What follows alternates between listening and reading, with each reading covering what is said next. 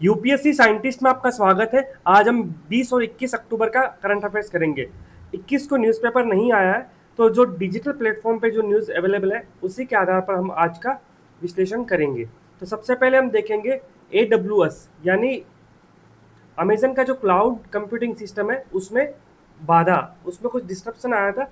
इस वजह से जो क्लाउड सर्विसेज थी वो रुक गई थी। आपको अगर आप कैनवा यूज़ करते हैं तो कैनवा ऐप है वो कल फंक्शन नहीं कर रहा था। उसका रीज़न यही था कि कैनवा अमेजन के क्लाउड पर बेस एक सॉफ्टवेयर है, एप्लीकेशन है, वेबसाइट है, और अमेजन के जो क्लाउड कंप्यूटिंग सिस्टम में जब बाधा आई तो उसका प्रभाव बहुत सारे कैनवा सहित ऐप्स पर दिखाई दिया। बॉटनिकल सेक्सिज्म ये कॉन्सेप्ट है जो कि हम नगरों में जब मुख्य रूप से जो शहरों में जब बाहर निकलते हैं तो सड़कें दोनों और कुछ पेड़ पौधे लगे रहते हैं। तो इस मुख्य उदाहरण इसमें यही है कि जो जो मेल और फीमेल प्लांट्स होते हैं उसमें फीमेल प्लांट्स को कम प्राथमिकता दी जाती है और मेल प्लांट्स को अधिक प्राथमिकता दी जाती है। उसका क्या प्रभाव होता है वो देखेंगे।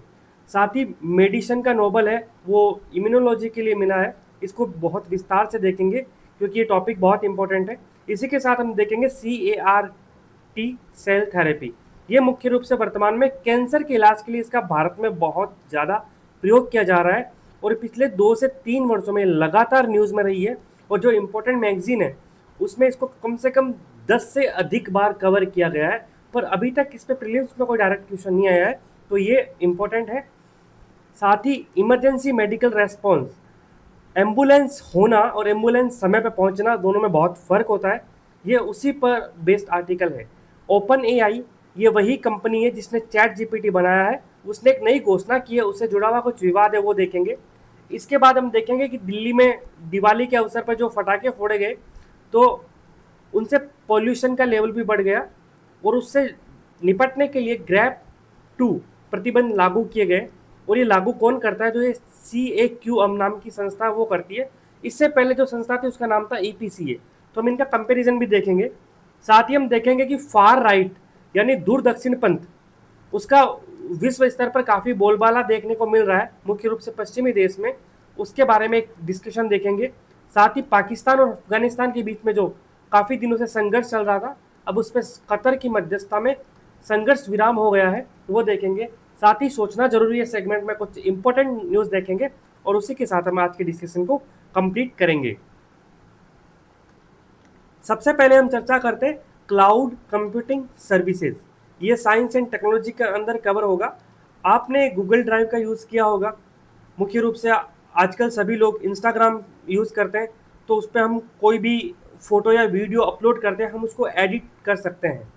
तो उसी तरह से हर ऐप या हर वेब सर्विसेज उसका भी क्लाउड होता है। जैसे मुख्य रूप से आपने जब पहले कीपैड वगैरह का फ़ोन यूज़ करते थे या जब स्मार्टफोन आया था तो एक मेमोरी कार्ड यूज़ होता था। मेमोरी कार्ड एक तरह की स्टोरेज डिवाइस होती थी। उसी तरह से आज आपके पास कंप्यूटर है, लैपटॉप है, उसमें भी 512 GB या 1024 GB या 1 TB 2 TB ऐसे करके आपके पास स्टोरेज होता है। और उसी स्टोरेज पे हम वीडियो, पिक्चर्स, गाने ये सब सेव करते हैं, उनको चलाते हैं, प्ले करते हैं। उसी तरह से कोई वेबसाइट होती है, जब वेबसाइट जब ओपन करते हैं हम, हमारे सामने वेबसाइट से वीडियो चल रहा है, उस पर फोटो दिख रही है, कुछ टेक्स्ट दिख रहा है, तो वो भी कहीं ना कहीं स्टोर हुआ होगा ना। तो वेबसाइट पे या जो ऐप यूज़ करते हैं हम, एप्लीकेशन में जो डेटा हम एक्सेस करते हैं वो सारा डेटा कहाँ पर स्टोर होता है? वो भी एक मेमोरी कार्ड होता है और वो मेमोरी कार्ड है वो क्लाउड कंप्यूटिंग है। यानी क्लाउड्स, यानी वो क्लाउड्स में सेव होता है। क्लाउड का सिंबल देखोगे तो वो बादल की तरह होता है, क्योंकि वो जहाँ पर हम सर्विसेज यूज़ कर रहे हैं हमारे वहाँ पर वो स्टोर नहीं होता है, वो इंटरनेट के माध्यम से कनेक्ट हुआ रहता है। जिसी तरह से आप गूगल ड्राइव में आप अपनी फ़ोटोज़, वीडियोज़ एक्सेस करते हो, तो आप कहीं पर भी अपना जीमेल अकाउंट लॉगिन करके गूगल ड्राइव से अपनी फ़ोटोज़ और वीडियोज़ देख सकते हो। वो इस वजह से देख सकते हो क्योंकि गूगल का जो क्लाउड है यानी गूगल का जो मेमोरी कार्ड है, यानी बहुत बड़े स्तर पर डेटा सेंटर भी बोलते हैं उसको, उस पर वो आपका डेटा सेव है और आप उसको एक लॉगिन आईडी पासवर्ड के माध्यम से आप उस तक एक्सेस कर सकते हो। उसी तरह से डिफरेंट ऑर्गेनाइजेशन है, जैसे स्नैपचैट है, आप यहाँ पे फोटो में देख सकते हो, अमेजन है या जूम है, सिग्नल है, कैनवा है, ये सब क्या है? ये सब वेब सर्विस प्रोवाइडर है। अब क्या ये खुद के सर्वर बनाएंगे, खुद के डेटा सेंटर बनाएंगे? नहीं, ये सब क्या करते हैं, ये डेटा सेंटर किसी क्लाउड कंप्यूटिंग सर्विस से लेते हैं। जैसे गूगल है, वो भी क्लाउड सर्विसेज प्रोवाइड करवाता है। अमेजन का AWS है। तो अब जब अमेजन का खुद का AWS है, उसमें गड़बड़ी हुई तो उस वजह से अमेजन की वेबसाइट में भी दिक्कत हुई। ये स्नैपचैट वगैरह अमेजन के डेटाबेस पर निर्भर थे, उसमें भी दिक्कत हुई। जैसे कैनवा है, उसको भी चलाने में काफ़ी प्रॉब्लम आई थी, जब तक कि इस क्लाउड सर्विसेज की दिक्कत सही ठीक नहीं कर दी गई। आप बिल्कुल ऐसा समझ सकते हैं कि मेमोरी कार्ड खराब हो जाए तो मेमोरी कार्ड के अंदर जो भी डेटा है उसे आप एक्सेस नहीं कर पाएंगे। उसी तरह से यहाँ पे मुख्य रूप से जो दिक्कत आई थी, वो दिक्कत आई थी कि जैसे डेटा है वो अमेजन के क्लाउड सेंटर में है और हम अपने फ़ोन से एक्सेस कर रहे हैं उसको। तो एक्सेस करें तो जो बीच में जो कनेक्शन होता है, कनेक्टिंग होता है, वो होता है DNS। अमेजन ने ऑफिशियली इस पर कोई बयान जारी नहीं किया था, लेकिन जो सर्विस अपडेट है उसमें उन्होंने बताया था कि DNS की गड़बड़ी हुई थी। तो DNS क्या है? DNS आप ऐसा समझ सकते हैं कि फ़ोन बुक है। अब हमें किसी को, हम एक फ़ोन से दूसरे फ़ोन पर बातचीत करनी है, तो उसके लिए सबसे ज़्यादा ज़रूरी क्या है कि मोबाइल नंबर होना चाहिए सामने वाले का। उसी तरह से जब हम कोई भी वेबसाइट ब्राउज़र में टाइप करते हैं और जैसे ही हम एंटर दबाते हैं तो कंप्यूटर इस कैनवा या जीमेल इन सबको नहीं जानता। वो इन वर्ड्स को, लेटर्स को अंकों में बदलता है और वो अंक फिर क्लाउड से डेटा लेते हैं। लेकिन यहाँ पर क्या हुआ, डोमेन नेम सिस्टम है जो DNS है, उसमें गड़बड़ हो गई। उस गड़बड़ की वजह से क्या हुआ कि वेबसाइट एक्सेस नहीं कर पा रहे थे लोग। तो आपको समझ में आया होगा क्लाउड कंप्यूटिंग सर्विसेज ये बहुत इंपॉर्टेंट है। इस बार प्रीलिम्स में एक क्वेश्चन भी था, उसमें जो एक मेजराना पार्टिकल की बात हो रही थी। तो मेजराना ये मुख्य रूप से इसका विकल्प ये था कि अमेजन ने डेवलप किया है, पर ये अमेजन ने डेवलप नहीं किया है। बॉटनिकल सेक्सिज्म ये क्या है? ये इन्वायरमेंट में कवर अप होगा। मुख्य रूप से आपने परागकण या पोलन का नाम सुना होगा, जो कि प्रदूषण में काफ़ी अहम भूमिका निभाते हैं, उसके बारे में बात करेंगे। तो बॉटनिकल सेक्सिज्म क्या है? तो ये बागवानी विशेषज्ञ टॉम ऑग्रेन, उन्होंने ये संकल्पना दी थी कि शहरी योजना में जो मादा पेड़ है उनकी तुलना में नर पेड़ों को अधिक लगाना, यही बॉटनिकल सेक्सिज्म है। और ऐसा क्यों किया जाता है? क्योंकि जो नर पेड़ होते हैं ना, वो पराग यानी पोलन उत्पन्न करते हैं, जो कि एक बहुत महीन पाउडर जैसा पदार्थ होता है। वहीं जो मादा पेड़ होते हैं उनसे फल निकलते हैं या बीज मिलते हैं, उससे गंदगी ज़्यादा होती है शहरों में, साफ सफाई का खर्चा बढ़ जाता है। तो इसलिए क्या होगा, नर पेड़ों को लगाने का प्रचलन ज़्यादा हुआ और ये लंबे समय से चला आ रहा है। तो इसके कुछ नकारात्मक परिणाम भी हो रहे हैं। अब परिणाम क्या हुए कि मादा पेड़ों की संख्या कम होने के कारण क्या हुआ, पराग की मात्रा बहुत अधिक बढ़ गई और हवा में मौजूद पराग को पकड़ने वाला कोई नहीं था। अगर मादा पेड़ भी होते तो क्या होता, उनको कैप्चर कर लेते। अब इस वजह से क्या हुआ, पराग की मात्रा बढ़ी तो हवा में एलर्जी फैलाने वाले तत्व भी बढ़ गए और एलर्जी फैलाने वाले तत्व पड़े तो उसका क्या प्रभाव होगा कि जो सीजनल एलर्जी है, अस्थमा है, उन सब के मामलों में क्या हुई, वृद्धि हुई। अब कुछ वैज्ञानिक इस पर एक विवाद भी है, मतलब विवाद क्या और सत्यता क्या है। एक डिस्प्यूट ये है कि कुछ लोगों का मानना है कि बॉटनिकल सेक्सिज्म जैसी कोई अवधारणा है ही नहीं, और कुछ इसको स्वीकार करते हैं और कुछ बोलते हैं कि इसके प्रभाव को बढ़ा चढ़ाकर बताया जाता है, क्योंकि पॉल्यूशन है उसके लिए सिर्फ ये बॉटनिकल सेक्सिज्म ही जिम्मेदार नहीं है, इसके लिए और भी कारण है।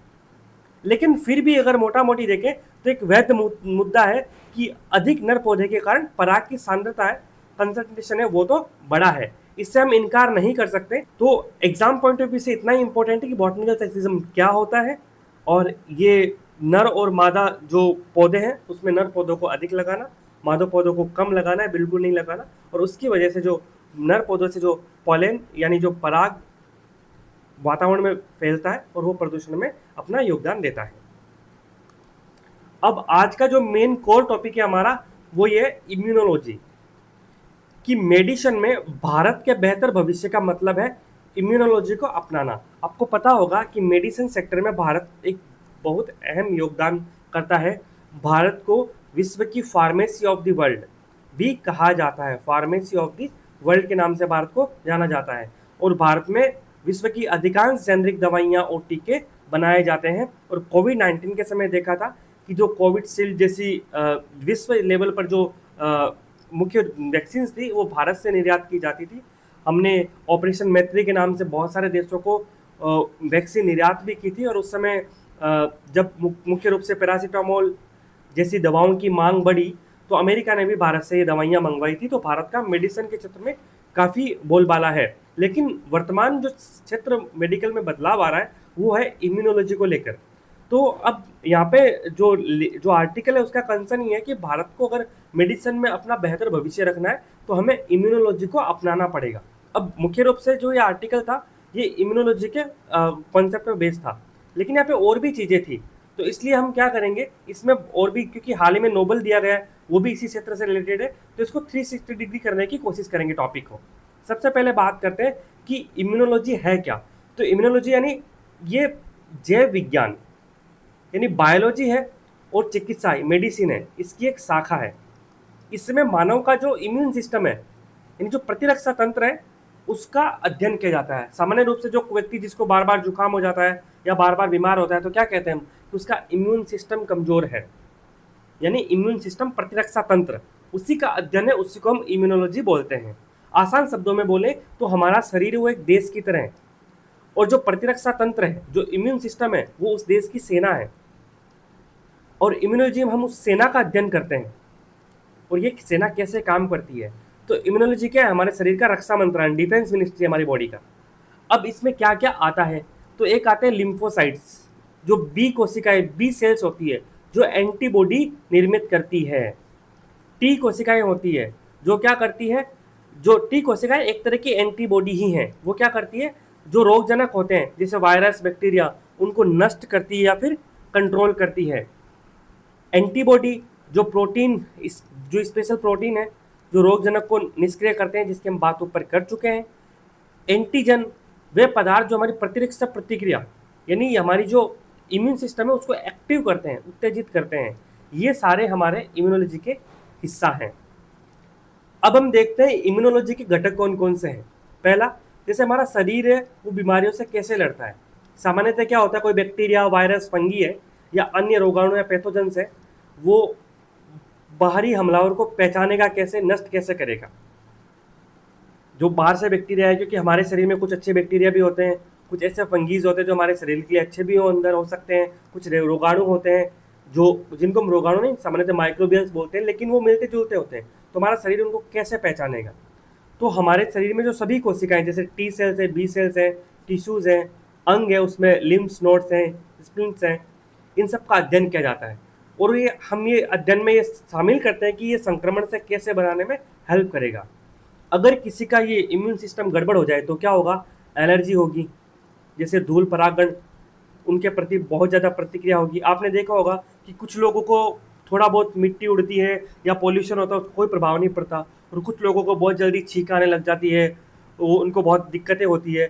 तो इसका मतलब क्या है कि उनका इम्यून सिस्टम है वो कमज़ोर है।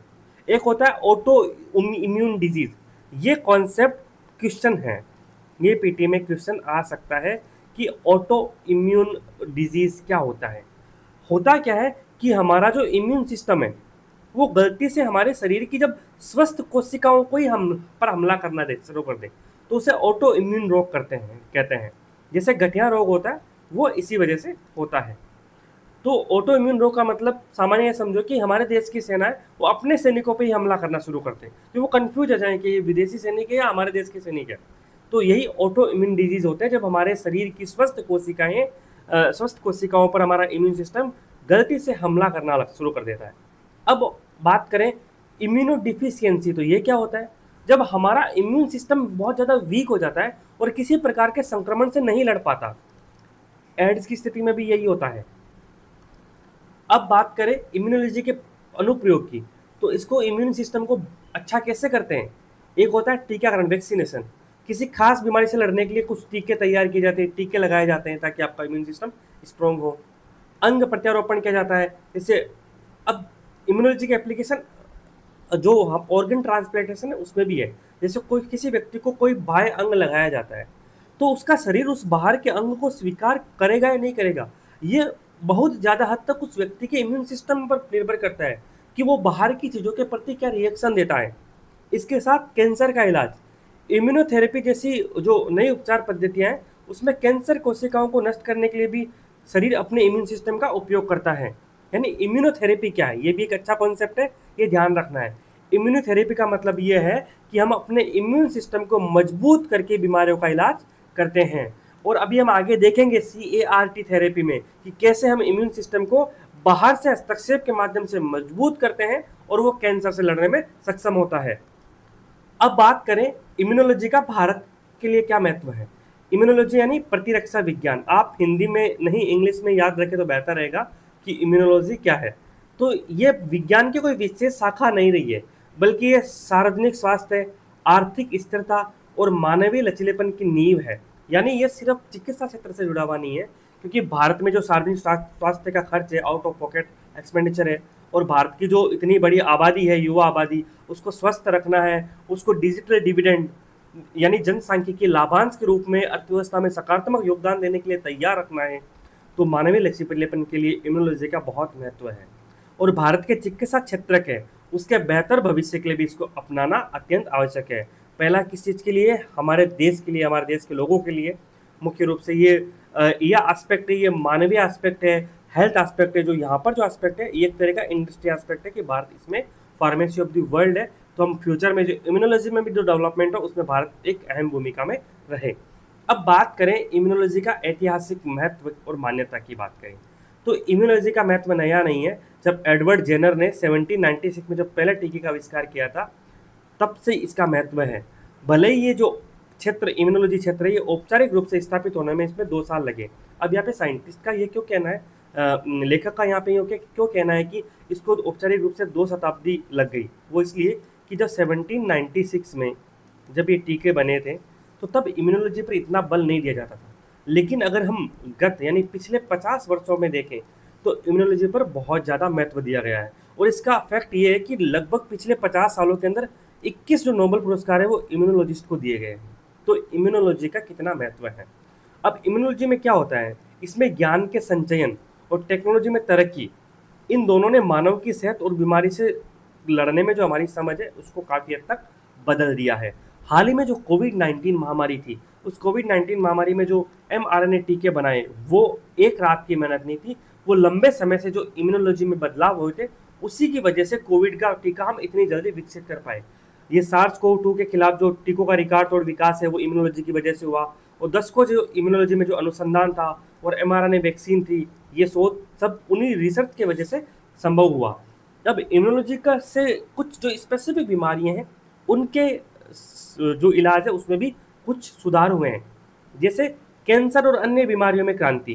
पहले हम देखेंगे ऑन्कोलॉजी क्या है। तो ऑन्कोलॉजी पीसीएस में फैक्ट 1 लाइनर में क्वेश्चन बन सकता है। ऑन्कोलॉजी और सामने मिलाने के लिए आ जाए किसका अध्ययन, तो इसमें कैंसर का अध्ययन किया जाता है। कैंसर का अध्ययन, निदान और उपचार से संबंधित है। कैंसर की स्टडी करना, उसकी जांच करना और फिर उसका उपचार करना। अब हमने पहले ही बात करती कि इम्यून सिस्टम को स्ट्रॉन्ग करके अगर बीमारी का इलाज करते हैं तो उसको हम क्या बोलते हैं, इम्यून थेरेपी कहते हैं। तो जैसे check point inhibitor, CAR-T cell therapy, ये चेक पॉइंट इनहिबिटर आप इसका सिर्फ नाम याद रख सकते हो कि ये इम्यूनोथेरेपी है, उससे ज़्यादा आपको जरूरी नहीं है। CAR-T सेल थेरेपी ये भी इम्यूनोथेरेपी है। इसके बारे में हम पूरा अध्ययन करेंगे क्योंकि ये इंपॉर्टेंट है, लंबे समय से चर्चा में रहा है और इसके माध्यम से भारत में कैंसर का इलाज भी हो रहा है और जिसके सकारात्मक परिणाम भी देखने को मिले हैं। अब बात करें मस्तिष्क से जुड़ी कुछ बीमारियां जैसे डिप्रेशन या जो मेटाबॉलिक सिस्टम होता है हमारे बॉडीज़ का, जैसे डायबिटीज़ है, उम्र बढ़ने की प्रक्रिया है, यहाँ तक फैल रहा है। एक आपको बहुत इंटरेस्टिंग कन्वर्सेशन आपने सुना होगा, एक बार मीडिया में आया था कि जब रिसेंटली अभी चीन गए थे मोदी जी, तो उस समय चीन ने द्वितीय विश्व युद्ध की जो वर्षगांठ भी मनाई थी। तो मोदी जी तो चीन जाके आ गए, लेकिन उसके बाद पाकिस्तान के प्रधानमंत्री किम जोंग उन, जो नॉर्थ कोरिया के जो सर्वा प्रमुख हैं वो, और पुतिन, ये सब एक ग्रुप में चल रहे थे। तो उस समय एक सीक्रेट कन्वर्सेशन लीक हुआ था। उसमें पुतिन और शी जिनपिंग जो बात कर रहे थे, उसका टॉपिक ये था कि अगर कुछ बदलाव किया जाए मेडिकल सेक्टर में, कुछ ऐसी चर्चा थी। उनका आउटकम ये था कि लगभग इंसान की उम्र 150 या उससे अधिक तो बढ़ाई जा सकती है। तो आप समझ सकते हैं कि इम्यूनोलॉजी का कितना महत्व है कि आदमी की आयु भी इससे बढ़ाई जा सकती है। सिर्फ कीटाणुओं से बचाने वाला कवच नहीं है इम्यूनोलॉजी, बल्कि हमारे शरीर का मास्टर रेगुलेटरी नेटवर्क है। मतलब कि जो इम्यून सिस्टम है, जो इम्यूनोथेरेपी है, इसके माध्यम से जो इम्यून सिस्टम को मजबूत करते हैं, तो ये सिर्फ हमें कीटाणुओं से नहीं बचाता, बल्कि एक मास्टर रेगुलेटरी फ्रेमवर्क है। आप अपने आसपास जो बुजुर्ग लोगों को कभी जाते हुए देखते हो, जब हमें लगता है कि उनकी उम्र हो गई इसलिए उनका देहांत हो रहा है, अगर ऐसा होता तो सभी बुजुर्ग लोगों की एक ही उम्र होती ना, उनका देहांत भी एक ही समय में होता। लेकिन ऐसा नहीं होता, हर व्यक्ति का इम्यून सिस्टम अलग होता है, इसलिए उसकी आयु कम और अधिक भी होती है। अगर एक्सीडेंटल डेथ को छोड़ दें तो बाकी जो मुख्य रूप से जो बुजुर्गों में डेथ होती है, तो उनको सांस नहीं आ पाता, उनके हृदय में जमाव हो जाता है कफ वगैरह का, और इसकी वजह से उन्हें धीरे धीरे ऑक्सीजन सपोर्ट में रखा जाता है और उनका जीवन फिर समाप्त होता है। ऐसा कई केस में होता है सामान्यतः।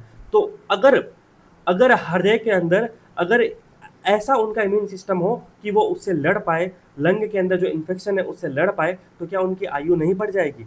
ऑब्वियसली बढ़ जाएगी। तो इसलिए इम्यूनोलॉजी का, इम्यून सिस्टम, इम्यून थेरेपी का एक विशेष महत्व है। अब भारत के लिए क्या अवसर और चुनौती? बिल्कुल, भारत पारंपरिक ताकत, क्योंकि भारत में जो ट्रेडिशनल मेडिसिन हो या ट्रेडिशनली हम फार्मेसी के लेवल पर एक बड़ी ताकत है, हम रोगियों का प्रबंधन और बेहतर क्लिनिकल कौशल हमारे पास है। लेकिन जो इम्यूनो मेडिसिन है, अब इम्यून सिस्टम को तगड़ा करने वाली जो दवाइयाँ होगी उसको इम्यूनो मेडिसिन कहेंगे।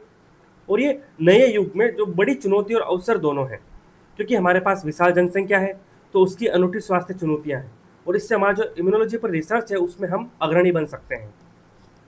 अब भारत के लिए सुझाव क्या है? एक तो शिक्षा के स्तर पर यह सुझाव है कि स्नातक और स्नातकोत्तर स्तर यानी ग्रेजुएट और पोस्ट ग्रेजुएट दोनों लेवल पर जो पाठ्यक्रम है उसमें इम्यूनोलॉजी पर विशेष जोर दिया जाए। ऐसा नहीं है कि इम्यूनोलॉजी को एक सेगमेंट, एक डिप्लोमा बना दिया जाए, नहीं। जो ग्रेजुएट, अंडर ग्रेजुएट में इस पर स्पेशली सिलेबस और डिजाइन किया जाए और उसको लागू किया जाए। दूसरा, कोऑपरेशन बढ़ाना। जो प्रयोगशाला है उसमें काम करने वाले वैज्ञानिक है, अस्पताल में काम करने वाले डॉक्टर्स है, इन दोनों के बीच में कोऑपरेशन होना चाहिए। क्योंकि लैब में कोई चीज़ आपने टेस्ट की है और प्रैक्टिकली तो अस्पताल में डॉक्टर ही उसको अप्लाई करेंगे ना, तो इनके बीच में कोऑपरेशन होना बहुत जरूरी है। और अगला है कि घरेलू अनुसंधान, जो डोमेस्टिक रिसर्च है उसमें हमें निवेश करने की आवश्यकता है, ताकि जो यहाँ की आबादी के लिए हम प्रभावी और सस्ते, कॉस्ट इफेक्टिव टीके बना पाएं, इम्यूनोथेरेपी स्ट्रॉन्ग कर पाएं। और जो होम ग्रोन रिसर्च है, यानी जो घरेलू अनुसंधान है, उसको प्रोत्साहन देना बेहद आवश्यक है। इसी के साथ ये इम्यूनोलॉजी के बारे में जो भारत का एस्पेक्ट था वो पूरा होता है। हम आगे अब देखेंगे कि जो नोबेल प्राइज मिला है वो भी इस बार इम्यूनोलॉजी में मिला है, तो उसके अंदर क्या डेवलपमेंट है उसके बारे में बात करेंगे। चिकित्सा नोबेल, जो 2025 में जो नोबेल प्राइज दिए गए चिकित्सा में, वो दिए गए पेरिफेरल इम्यून टॉलरेंस। टॉलरेंस मतलब सहिष्णुता, इम्यून मतलब जो प्रतिरक्षा तंत्र है उसकी टॉलरेंस, जो पेरिफेरल मतलब आसपास। तो ये किसको दिया गया है? मेरी ई ब्रांका, फ्रेड राम्सडेल और शिमोन सागागुची को ये दिया गया है। किसके लिए दिया गया है? Peripheral immune tolerance. आप बस इस कीवर्ड को याद रखना, पेरिफेरल इम्यून टॉलरेंस के लिए क्षेत्र में जो रिसर्च किया था, इसके लिए इनको क्या मिला है? चिकित्सा का नोबेल मिला है। और इन्होंने अपने रिसर्च में क्या बताया कि शरीर के शक्तिशाली इम्यून सिस्टम को कैसे कंट्रोल किया जाता है ताकि ये गलती से हमारे अपने अंगों पर हमला नहीं करे। क्योंकि सबसे दुखद ये होता है जब आपका सिक्योरिटी सिस्टम आपको ही खत्म करने लग जाए। इसका बेस्ट एग्जांपल हम देख सकते हैं जब 1942 में जब क्विट इंडिया मूवमेंट हुआ था, तो उस समय भारत के अंदर जो गांधी जी ने भारत छोड़ो आंदोलन चलाया था, उस आंदोलन के पश्चात क्या हुआ था कि भारत के अंदर एक ऐसी धारा विकसित हुई, उसके अंदर जो पुलिस थी और जो आर्मी थी, उन दोनों ने एक तरह से ब्रिटिश सहयोग करने से मना कर दिया था। और आप देखते हो कि 1946 और 45 यहाँ पे नवंबर में और फिर फरवरी में वो नौसेना विद्रोह भी होते हैं।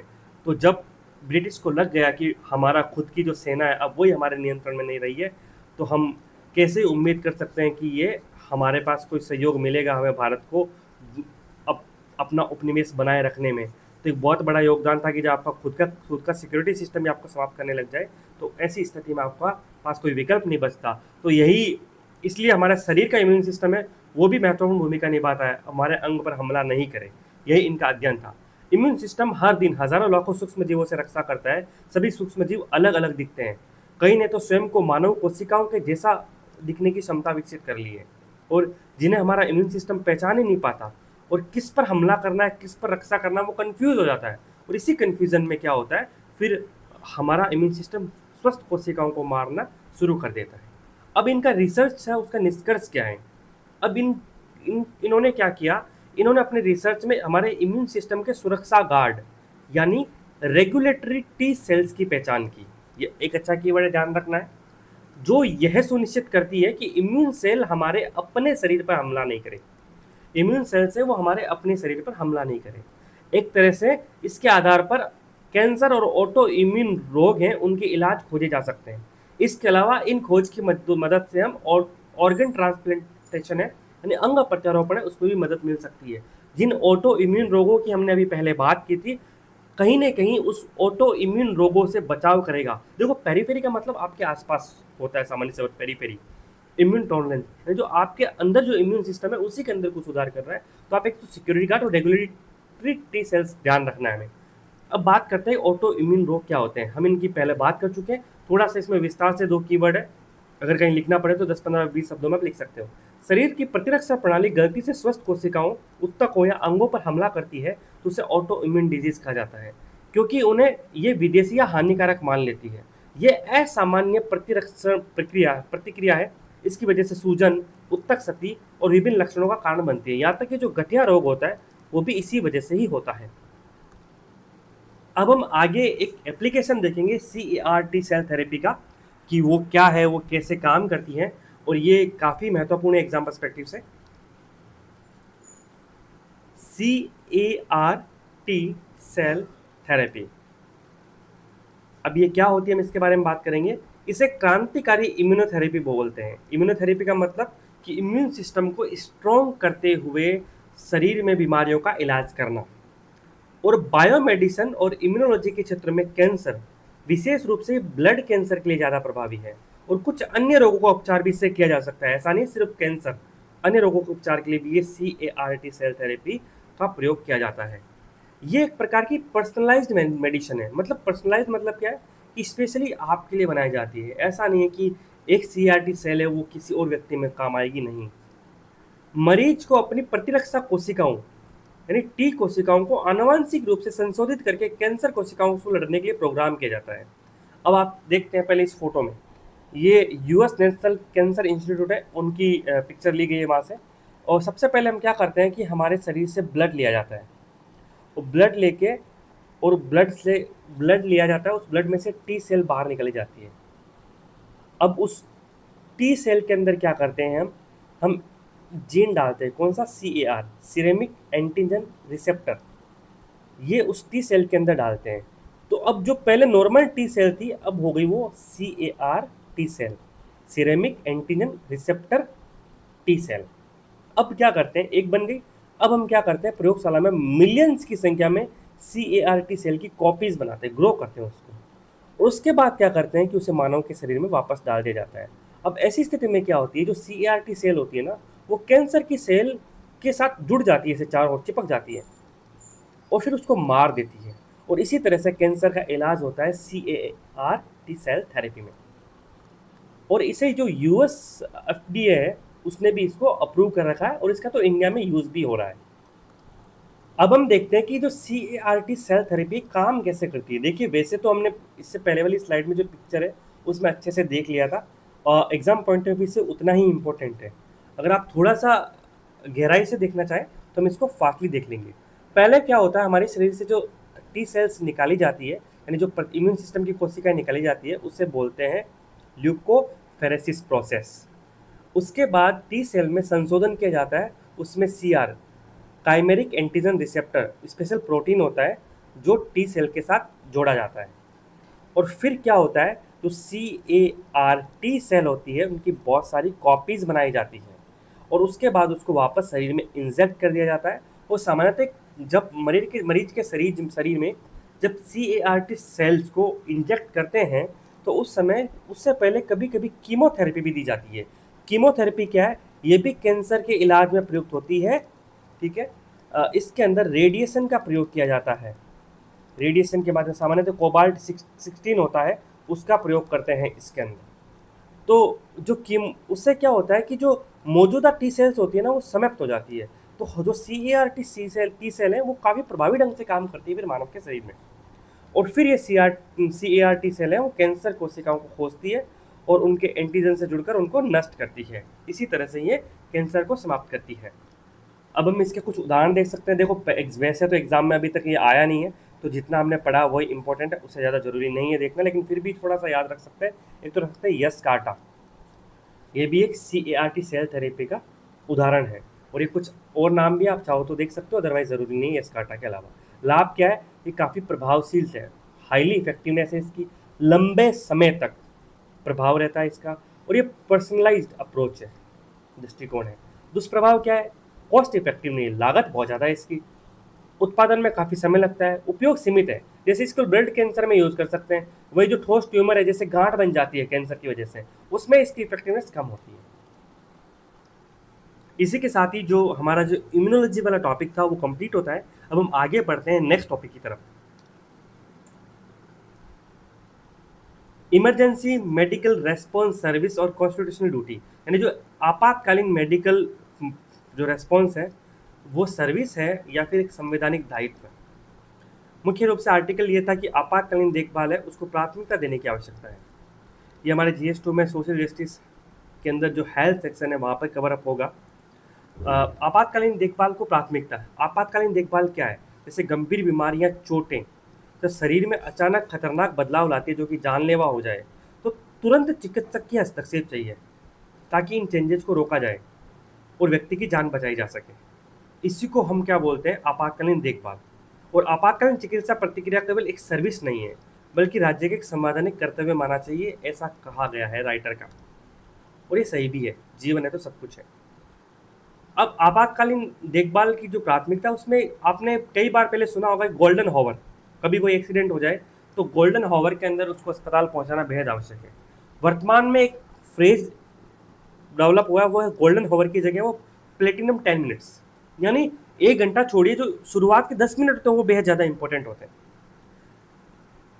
क्योंकि पहले ये मानते थे कि किसी दुर्घटना के पहले घंटे के भीतर उस पीड़ित को इलाज मिल जाना चाहिए, लेकिन प्लेटिनम 10 मिनट क्या मानता है, 10 मिनट्स क्या मानता है कि किसी भी आपात स्थिति में पीड़ित को सिर्फ 10 मिनट के अंदर चिकित्सा सहायता मुहैया करवाई, सिर्फ एम्बुलेंस नहीं, इलाज होना चाहिए, वो पहुंच जाए। अब एक कॉन्सेप्ट है कि आधुनिक एम्बुलेंस 2 प्रकार की होती है, एक होती है बेसिक लाइफ सपोर्ट जिसमें पैरामेडिकल स्टाफ रहता है, और एक मोबाइल हॉस्पिटल जिसमें डॉक्टर्स रहते हैं। अब आधुनिक एम्बुलेंस की क्षमता क्या है, वर्तमान में जो एम्बुलेंस है वो सिर्फ मरीज को ले जाने वाली गाड़ी नहीं है, वो छोटे अस्पताल की तरह सुसज्जित होती है। उसमें ऑक्सीजन, IV फ्लूइड, यानी IV मतलब जो जनरली हाथ में नसों में चढ़ाया जाने वाला तरल पदार्थ ग्लूकोज, उसे IV फ्लूइड बोलते हैं। सांस की नली को सुरक्षित रखने, जो ब्लड एक्सक्रीट हो रहा है, निकल रहा है, उसको रोकने के लिए, या डिफिब्रिलेटर यानी हृदय को जो बिजली का झटका देने वाली मशीन है, ECG इको मशीन, ये सारी कुछ एम्बुलेंस में तो CT स्कैनर तक भी होता है। तो आजकल की जो एम्बुलेंस है वो काफ़ी इफेक्टिव और काफ़ी मॉडर्न टेक्नोलॉजी से लैस है। लेकिन चुनौतियाँ क्या हैं, एम्बुलेंस सेवाओं की सफलता सिर्फ तकनीक पर निर्भर नहीं करती बल्कि उसमें काम करने वाले लोगों के प्रशिक्षण, प्रेरणा और समन्वय पर निर्भर करती है। इसके लिए एम्बुलेंस का सही डिज़ाइन, वाहनों का अच्छा रखरखाव, प्रशिक्षित ड्राइवर और कुशल स्वास्थ्य कर्मी आवश्यक है। एक सेंट्रल कॉल सेंटर होना चाहिए जो GPS की मदद से निकटतम एम्बुलेंस का पता लगाए और अस्पताल को पहले सूचित कर दे। भारत में प्रतिभा तो बहुत है, लेकिन हमें एक ऐसा सिस्टम बनाने की कमी है जो हर बार सही तरीके से काम करे। हमारे जब समय पर एम्बुलेंस पहुंचती है तो वाहवाही होती है, मतलब कभी कभी पहुंचती है, ऐसा माना जाता है, और ऐसा है भी। हम आगे फैक्ट भी देखेंगे कि तमिलनाडु के अलावा कोई भी ऐसा राज्य नहीं जहाँ 10 मिनट के आसपास एम्बुलेंस पहुंच जाए। वर्तमान स्थिति देखा जाए तो भारत में 108 एम्बुलेंस सर्विस है जो पब्लिक प्राइवेट पार्टनरशिप पर चल रही है, और काफ़ी सक्सेसफुल उदाहरण है। और तमिलनाडु सबसे अच्छा परफॉर्मर है। एवरेज रिस्पॉन्स टाइम तमिलनाडु का है 10 मिनट और 14 सेकंड, ये सबसे अच्छा है। तो ये जो प्लेटिनम 10 मिनट्स का कॉन्सेप्ट है यही है, इसके अलावा इस स्टैंडर्ड तक और कोई राज्य है भी नहीं। और जो भारत में प्राइवेट एम्बुलेंस सर्विसेज है उस पर कोई रेगुलेशन नहीं है, कंट्रोल नहीं है।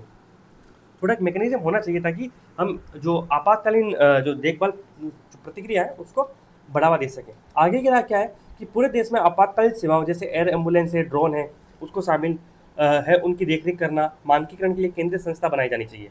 और जो एम्बुलेंस कर्मी है उनके लिए समान सिलेबस यानी पाठ्यक्रम और प्रमाणन सर्टिफिकेशन और वेतन संरचना होनी चाहिए। और आपातकालीन सेवा नियामक प्राधिकरण, इमरजेंसी सर्विस रेगुलेटरी अथॉरिटी को स्थापना की जानी चाहिए जो ताकि इन सभी मामलों को देखे। अब इसका निष्कर्ष क्या है कि संविधान के तहत जो जीवन का अधिकार है अनुच्छेद 21 के अंदर, उसमें आपातकालीन चिकित्सा देखभाल का अधिकार भी शामिल है, और साथ ही राज्य का कर्तव्य कि राज्य इसे सुनिश्चित करें। हमारे एक देश जो अंग प्रत्यारोपण, रोबोटिक सर्जरी जैसी उन्नत चिकित्सा प्रतिक्रिया में सक्षम है, और वहाँ पे हम भगदड़ जैसी रोग की जा सकने वाली त्रासदी में लोगों को जान नहीं गंवानी चाहिए। यहाँ पे लेखक का कहना है कि कई बार हमारे यहाँ पे भगदड़ की वजह से नॉर्मल घटनाएं जो भगदड़ की उसको रोक नहीं सकते, हम वो जाने चली जाती है, जबकि हम ऑर्गन ट्रांसप्लांट रोबोटिक सर्जरी तक उन्नत हैं। तो हेल्थ सिस्टम का जो असली पैमाना ये नहीं कि वे कितने हॉस्पिटल बनाता है, बल्कि ये है कि वे घायलों तक कितनी जल्दी पहुंचता है जब हर एक सेकंड मायने रखता हो। तो वह असली हेल्थ सिस्टम है। ओपन एआई ने एक घोषणा की है, उससे जुड़ा विवाद देखेंगे। हुआ क्या कि ओपन एआई के जो सीईओ है सैम ऑल्टमैन, आपने देखा होगा ये व्यक्ति है सैम ऑल्टमैन, ओपन एआई के सीईओ हैं। इन्होंने बनाया था, इनसे एक विवाद भी जुड़ा है कि इनको कंपनी से बाहर निकाल दिया था, तो फिर लोगों ने नाराजगी जताई, शेयरधारकों ने, तो फिर वापस इनको लेके आए थे। वर्तमान में ओपन एआई के कर्ता धर्ता इनको माना जाता है। और ओपन एआई क्या है? तो ओपन एआई एक कंपनी है, एआई कंपनी है। इसने जो आपने चैट जीपीटी नाम सुना होगा, वो इसी ने बनाया है। सबसे लोकप्रिय चैटबॉट है चैट जीपीटी, ये ओपन एआई ने बनाया है। जीपीटी की फुल फॉर्म क्या होती है? जनरेटिव प्री ट्रेंड ट्रांसफॉर्मर होता है। अब जैसे कि ये क्या होता है, हम कुछ टेक्स्ट देते हैं, टेक्स्ट के आधार पर ये रिजल्ट देता है। हाल ही में टेक्स्ट टू वीडियो, मतलब आप टेक्स्ट दीजिए वो वीडियो बना के देंगे। तो ये सोरा एआई भी ओपन एआई का ही है। सोरा ये क्या है? ये टेक्स्ट टू वीडियो मॉडल और सोशल मीडिया ऐप है जो कि ओपन एआई का है। ये तो इसके बारे में न्यूज़ थी। अब हालिया घोषणा क्या है कि चैट जीपीटी ने ये कहा कि उसका जो नया वर्जन है वो यूज़र के साथ जैसा यूज़र है उसी तरह का व्यवहार करेगा, यानी व्यस्त उपयोगकर्ताओं के साथ व्यस्क जैसा व्यवहार करेगा, बच्चों के साथ बच्चों जैसा व्यवहार करेगा। ठीक है। और उन्होंने उदाहरण में ये दिया था कि जो वेरीफाइड यूज़र्स हैं वो चाहे तो इरोटिक कंटेंट्स, यानी जो पॉर्न वगैरह है वो भी बना सकते हैं। अब कुछ लोग इसको पकड़ के बैठ गए कि ये कैसे सेफ हो जाएगा, लेकिन यहाँ पे सिर्फ बात पॉर्न बनाने या इरोटिक कंटेंट्स तक सीमित नहीं है। इसके साथ बहुत अन्य इशू भी जुड़े हुए हैं। इरोटिक कंटेंट तो बनाने की अनुमति तो जो ग्रुप है वो वर्तमान में देता है, लेकिन इसके साथ अन्य चिंताएं जुड़ी हैं वो हम देखेंगे कि घोषणा के पीछे कारण और दावा क्या है। उन्होंने ये बोला कि हमने चैट जीपीटी को इतना रेस्ट्रिक्टिव बनाया, इतना मजबूत कर दिया है कि जो मानसिक स्वास्थ्य संबंधी चिंता है उसको लेकर काफ़ी सावधान रहेगा। ठीक है। और हमने चैट जीपीटी को इतना स्ट्रॉन्ग बनाया कि वो गंभीर मानसिक स्वास्थ्य समस्याओं को कम करने और उसके लिए नए उपकरण विकसित करने में सक्षम है और किए हमने, इसलिए हम इसमें प्रतिबंधों में ढील दे रहे हैं। लेकिन इसके इम्प्लीकेशन क्या है? देखो, स्वतंत्रता, गोपनीयता, सुरक्षा संबंधी मुद्दे, दूसरों को नुकसान पहुंचाया जा सकता है, इन सब चीज़ों पर भी ध्यान देने की जरूरत है।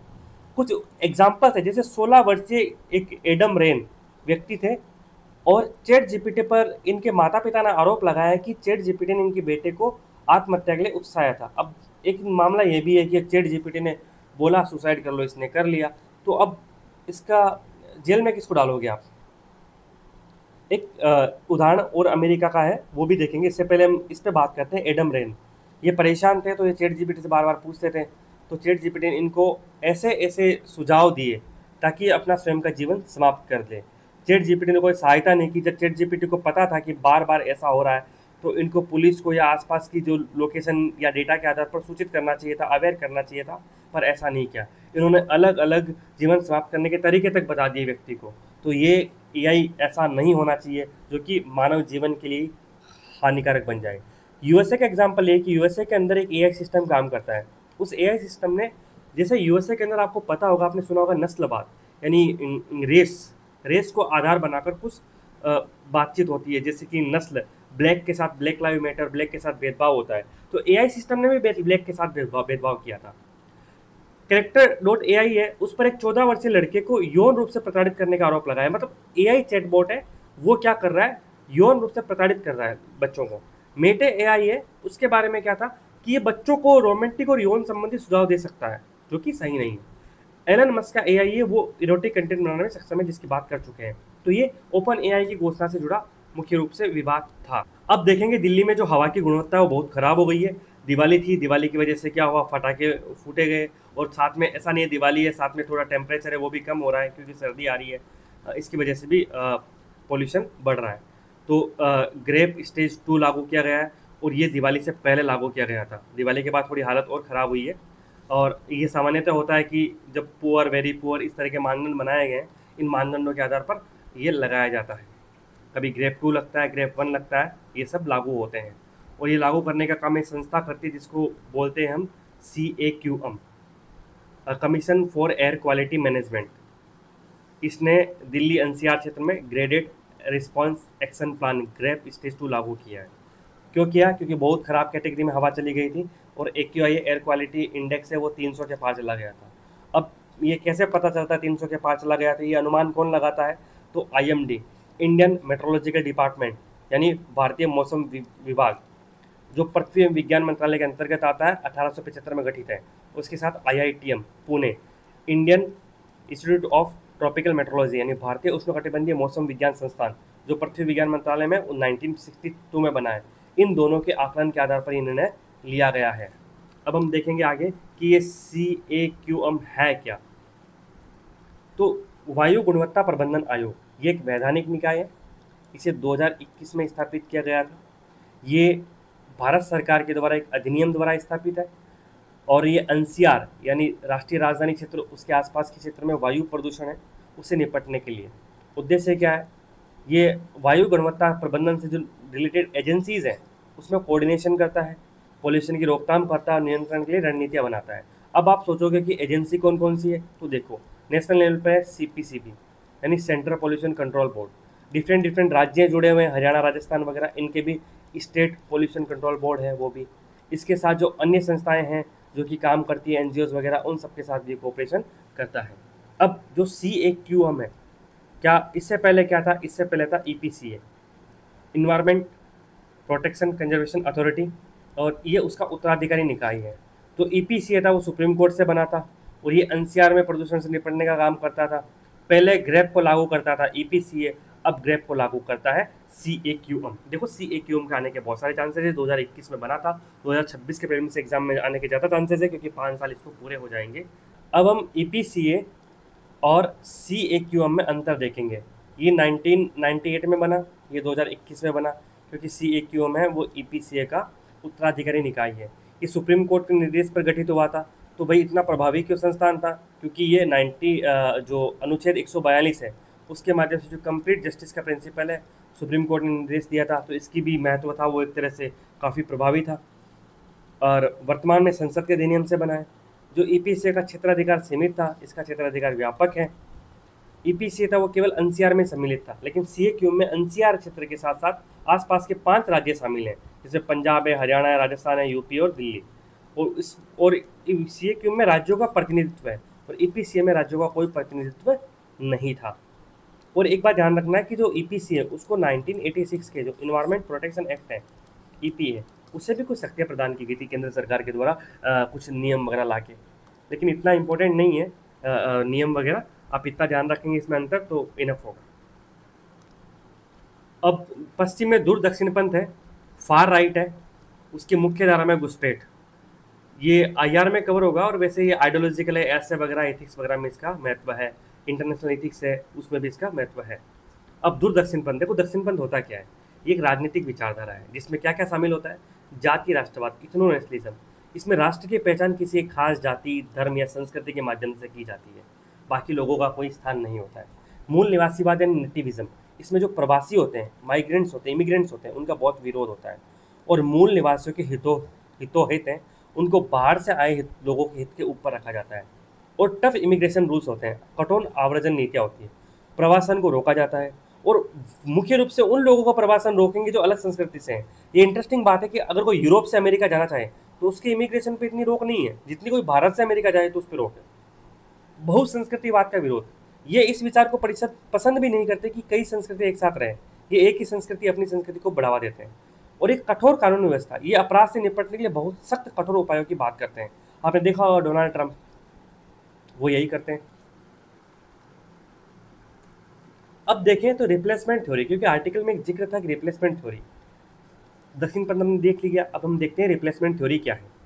तो ये इसे रिप्लेसमेंट थ्योरी या ग्रेट रिप्लेसमेंट या एक षड्यंत्र सिद्धांत भी कहते हैं।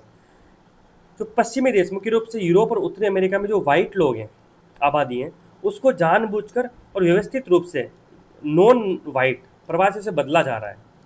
यही रिप्लेसमेंट थ्योरी है। और अब सख्त आवर्जन नीति, बहुसंस्कृतिवाद का विरोध को सही ठहराने के लिए जो फार राइट, दूर दक्षिणपंथी और राष्ट्रवादी समूह है, इसे हथियार के रूप में यूज़ करते हैं। यानी अमेरिका के अंदर जो राइट विंग के लोग हैं या यूरोप के अंदर राइट विंग के लोग हैं, वो इस रिप्लेसमेंट थ्योरी को बहाना बनाकर विरोध करते हैं कि भाई जो थर्ड वर्ल्ड कंट्रीज़ हैं, इंडिया वगैरह से, यहाँ से लोग वहाँ पर नहीं आए, उनका विरोध करते हैं, माइग्रेशन का विरोध करते हैं, इमिग्रेशन को कंट्रोल करने की कोशिश करते हैं। अब देखा जाए तो क्या जो ये मुख्य रूप से जो ये अमेरिका का जो खेमा है, अटलांटिक महासागर है, उसके दोनों ओर, एक साइड नॉर्थ अमेरिका है तो दूसरी साइड यूरोप है, ये एकदम से इतना कंजर्वेटिव कैसे हो रहा है? क्योंकि ये पहले तो लोकतंत्र, पूंजीवाद, उदारवाद, स्वतंत्रता, समानता, तर्क, इन सबको अपना नैतिक आधार बनाता था। अब ये बदल कैसे रहे हैं, इसके बारे में बात करेंगे, क्योंकि आर्टिकल का मेन कंसर्न यही था। हालिया बदलाव, वर्तमान में बदलाव क्या आ रहा है कि लोकतंत्र, पूंजीवाद, उदारवाद है, उसका स्थान दक्षिणपंथ ले रहा है, और ये पश्चिमी जो लोकतंत्र है उनको चुनौती दे रहा है, और इसे न्यू नॉर्मल बताया जा रहा है। सबसे बड़ी दिक्कत है ये। इसके कुछ एग्जाम्पल देखें तो अमेरिका में ट्रंप है, उनका झुकाव है जो दक्षिण जो पंथ है वो प्रशासनिक हो गया। अमेरिकी प्रशासन में हम देख सकते हैं कि दक्षिण पंथ कैसे घुस गया है। अमेरिका में जन्म सिद्ध नागरिकता, तो बर्थ राइट सिटीजनशिप है, पहले जो वहाँ पे जन्म लेता था उसको नागरिकता मिलती थी, उसको ट्रंप ने लिमिटेड किया है। H1B वीजा आपने देखा था, पहले $1,00,000 फीस थी, पहले $1,000 फीस थी, अब उसको बढ़ाकर $1,00,000 कर दिया गया है। तो कितना बदलाव हो गया। इटली में जो जॉर्जिया मेलोनी है, वो द्वितीय विश्व युद्ध के बाद पहली बार दक्षिणपंथी प्रधानमंत्री मानी जाती है, क्योंकि ये दक्षिणपंथ है, वो दूर दक्षिणपंथ है, ये काफ़ी हिंसक चीज़ों को भी बढ़ावा दे सकता है फ्यूचर में। जैसे हम इटली में जो फांसीवाद था, और जर्मनी में जो नाजीवाद था, वो एक तरह का दक्षिणपंथी था, दूर दक्षिणपंथ था। आप इसे भारत के दक्षिणपंथ से तुलना ना करें, भारत का दक्षिणपंथ बेहद अलग है इनसे। कुछ नीतियाँ सेम होती है दक्षिणपंथ में, लेकिन बहुत अलग है। जर्मनी में जो अल्टरनेटिव फॉर डेमोक्रेसी है, उसका राइज होना, लंदन में यूनाइटेड द किंगडम मार्च हुआ था, इसमें लगभग 1 लाख से अधिक लोग आए थे लंदन में। ये भी साउथ दक्षिणपंथ का राइज है। नॉर्डिक देश, स्वीडन, फिनलैंड, वहाँ पे दक्षिणपंथी पार्टी अब किंग मेकर बन रही है, और अन्य यूरोपीय देश में भी इनका आधार बढ़ रहा है, जैसे स्पेन हो चाहे पुर्तगाल हो, सब में इनका आधार बढ़ रहा है। अब इसे रोका कैसे जाए, इसे रोकने के लिए समाधान क्या है? तो इसकी कुछ स्ट्रेटेजी है। आप आर्थिक समस्याओं का समाधान करो, जैसे महंगाई, सार्वजनिक वस्तु सुरक्षा है, इनकी चिंताओं को दूर करो, न कि प्रवासी और अल्पसंख्यकों को बलि का बकरा बनाओ। दूसरा, उग्रवादी से दूरी बनाओ। जो राजनीतिक दल होते हैं अपने राजनीतिक लाभ के लिए क्या करते हैं, शॉर्ट टाइम के लिए कुछ उग्रवादी दल है, उनसे क्या करते हैं, समझौता कर देते हैं, और फिर वो सत्ता में मुख्य भूमिका निभाते हैं, पूरे माहौल को खराब करते हैं। तो एक फायरवॉल बनाया जाना चाहिए, एक सिस्टम बनाया जाए ताकि उनको दूर रखा जाए। मीडिया की जिम्मेदारी क्या है कि मीडिया और टेक प्लेटफॉर्म है, वो सत्यापित जो ऑथेंटिकेट इन्फॉर्मेशन है उसको बढ़ावा दें, और स्पष्ट झूठ, जो टू टायर पुलिसिंग, उसको रोके। देखो, टू टायर पुलिसिंग कोई पॉजिटिव वर्ड नहीं है। इसमें पुलिसिंग में क्या होता है कि पुलिस कोई विशेष समूह के प्रति अपना अलग अलग पक्षपातपूर्ण व्यवहार करती है। एक लोगों पे नरम व्यवहार करती है, दूसरे पे कठोर। जैसे इसका अमेरिका पर आरोप लगता है, अमेरिका में जो पुलिस है वो गोरे लोगों के लिए थोड़ी नरम रहती है, और जो ब्लैक्स होती है उनके लिए कठोर रहती है। नागरिक शासन, आम लोग हैं वो मुख्य धारा की पार्टियों में जो समान नागरिकता बहुलवाद है उसके सिद्धांतों की रक्षा करें। जब तक आम जनता इसके समर्थन में नहीं आएगी, हम इस दूर दक्षिणपंथ को नहीं रोक सकते।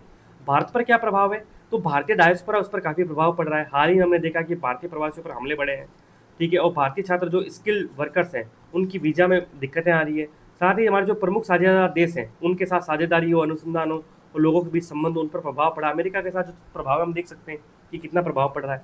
निष्कर्ष क्या है कि देखो, इतिहास में जो 1930 था, 1930 के दशक में, ये वही दौर है जब 1940 में हमारा प्रथम विश्व युद्ध शुरू हुआ था, तो उससे पहले की दौर, उसमें भी आधुनिक समाज कैसे जो लोक लुभावनी बातें थी उसके बहकाव में आकर उदारवादी मूल्यों को छोड़ दिया, और उससे हम एक भीषण सेकेंड वर्ल्ड वॉर की तरफ बढ़े थे। तो जनता को जो लोक लुभावनी बातें, इनसे बचना चाहिए। जैसा आपको पता होगा, डोनाल्ड ट्रंप ने बोला था कि वो मेक्सिको के बॉर्डर पर दीवार बना देंगे, जहाँ पर ऑलरेडी दीवार बनी हुई है।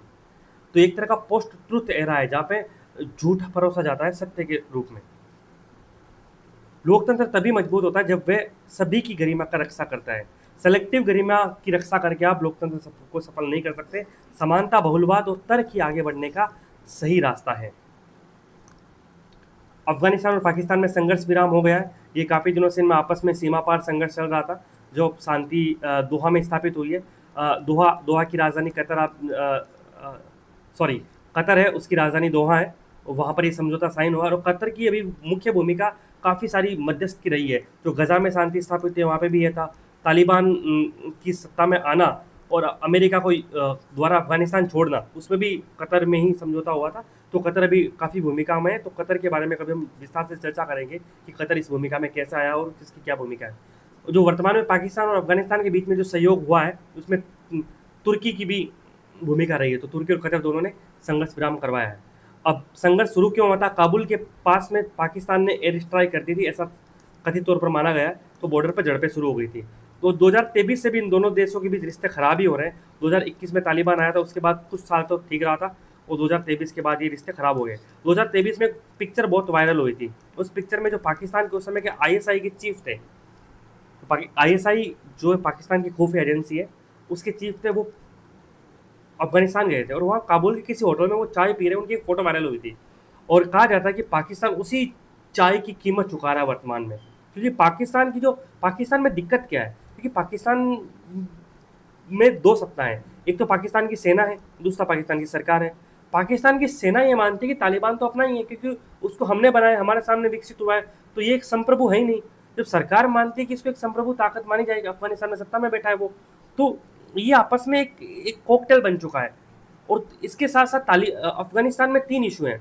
अफगानिस्तान में एक सत्ता में तालिबान है, दूसरा वहाँ IS के एक आतंकवादी संगठन है वो भी है, और वहाँ पे एक TTP है, तहरीक तालिबान पाकिस्तान।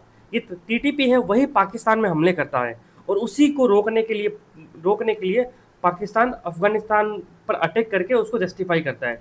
अब अफगानिस्तान में तालिबान सत्ता में, अच्छी बात है, ठीक है, लेकिन जो ISIS की आतंकवादी संगठन है, इसके साथ तालिबान को लड़ना पड़ता है। अगर तालिबान इन दोनों के खिलाफ मोर्चा खोल दे और ये दोनों साथ हो जाए, तो तालिबान का खुद का अस्तित्व समाप्त हो जाएगा। तो तालिबान के सामने भी एक दुविधा है। तो तालिबान ISIS के से लड़ना पड़ रहा है, तो TTP के साथ लड़ाई नहीं कर सकता।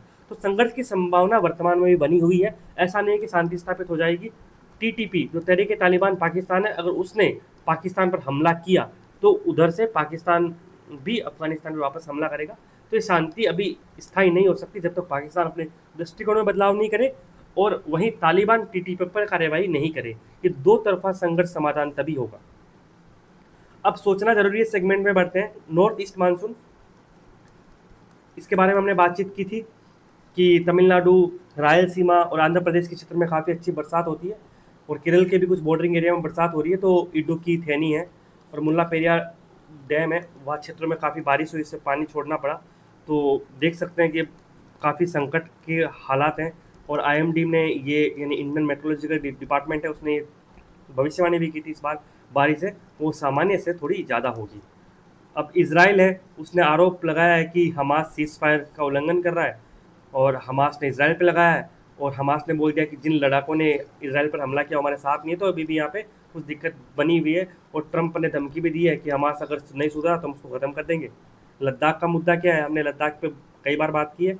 अब गृह मंत्रालय ने न्यायिक जांच के आदेश दे दिए कि लद्दाख में जो भी हिंसा हुई थी उसकी जुडिशियल इंक्वायरी की जाएगी। उसके बाद वहाँ पे अब वार्ता के कुछ संकेत मिल रहे हैं। ले अपेक्स बॉडी और कारगिल डेमोक्रेटिक अलायंस है, इन दोनों ने दिए हैं।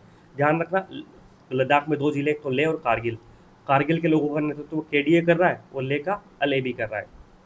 प्राइम मिनिस्टर जी हैं, वो अगले वीक आसियान समिट, क्वाड और ब्रिक्स में जाएंगे। देखो, जब वो जाएंगे तो इस पर काफ़ी सारे एडिटोरियल्स आएंगे। तो आप एक काम कर सकते हो कि अभी आसियान है, क्वाड, इनके बारे में एक लाइन में रट्टा मार लो, पढ़ लो मैप वगैरह में, ताकि बाद में काफ़ी फायदा होगा। चंद्रयान ने पहली बार चांद के बाहरी हिस्से का निरीक्षण किया है। इसरो ने बताया है कि जो कोरोनल मास इजेक्शन है और इसका प्रभाव मून के इस भाग पे पड़ा है। आप देख सकते हो यहाँ पे ये हो रहा है, इस वजह से यहाँ पे थोड़ा ब्राइटनेस आ रही है। तो यही एक तरह का एक्सपोजर है, इसी को इसरो ने जारी किया है। अब आगे देखते हैं। एक सुप्रीम कोर्ट ने कहा है कि एग्जीक्यूटिव पिटीशन लगभग भारत में 9.25 लाख, 8.8 लाख से ज़्यादा एग्जीक्यूटिव पिटीशन पेंडिंग है। अब ये एग्जीक्यूटिव पिटीशन होती क्या है, ये क्वेश्चन है। बहुत सारे सिविल मैटर्स होते हैं, उसमें कोर्ट के आदेश पास तो हो जाते हैं पर वो लागू नहीं हो पाते। तो वही क्या है, एग्जीक्यूटिव पिटीशन है। जैसे कि आपका कोई ज़मीनी विवाद था और सुप्रीम कोर्ट ने आपके पक्ष में फैसला दे दिया, लेकिन वो फैसला लागू ही नहीं हो पाया, तो फिर आप वापस सुप्रीम कोर्ट गए कि हमें कब्जा ही नहीं मिल रहा है, फैसला लागू नहीं हो रहा है। तो वही एग्जीक्यूटिव पिटीशन होती है कि एग्जीक्यूट कराओ आप अपने निर्णय को। तो सुप्रीम कोर्ट ने ये काफ़ी चिंता बनाया, बोला हानिकारक है ये काफ़ी, और हो सकता है भविष्य में अगर ऐसा नहीं हुआ कुछ, अगर ये पिटीशन बढ़ती रही, तो सुप्रीम कोर्ट कुछ स्ट्रॉन्ग डिसीजन भी ले सकता है। जो पीठासीन अधिकारी हैं, जो इनको लागू करने वाले अधिकारी हैं। ये माओवादियों के बारे में है कि रिकॉर्ड मौतें, गिरफ्तारियां और सरेंडर, मतलब कि पिछले लगभग 1 साल से काफ़ी स्ट्रॉन्ग प्लान और एक्शन चल रहा है माओवादियों के खिलाफ। तो उसके कुछ डेटा देख सकते हैं। 2014 के अंदर इतने सारे नक्सल डिस्ट्रिक्ट थे और वर्तमान में सिर्फ इतने बचे हैं। पुतिन और ट्रम्प मिलने वाले हैं हंगरी की बुडापेस्ट में, जो कि हंगरी की राजधानी भी है, और जेलेंस्की भी वहाँ पे आ सकते हैं। जब पहले वो अलास्का में मिले थे थोड़े टाइम पहले, तो वहाँ पे जेलेंस्की नहीं आए थे। और ट्रम्प ने हमास को ख़त्म करने की धमकी दी, इसको हम पहले ही देख चुके हैं लास्ट स्लाइड में, इसराइल और हमास की जो कॉन्फ्लिक्ट है उसको लिंक करते हुए। बहुत बहुत धन्यवाद। आप किसी जटिल टॉपिक जो आपको समझ नहीं आ रहा है उसे कमेंट में लिख सकते हैं, हम जल्दी उस पर काम करेंगे।